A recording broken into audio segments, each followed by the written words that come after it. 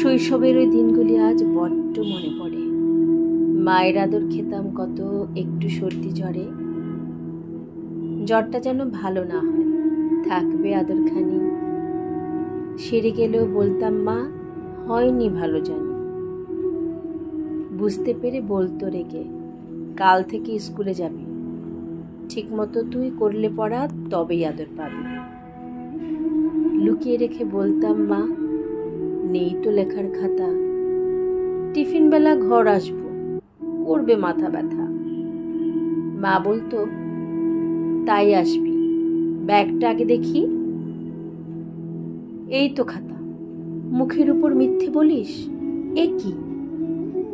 না না মা, খাতা আছে, পেন্সিল শেষ কবে।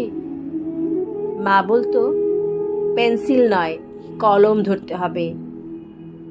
এখন আমি লিখছি মাগো, নেই তো পাতা খালি, পেন্সিলে নয় কলমে, আর যায় না মোছা কালি।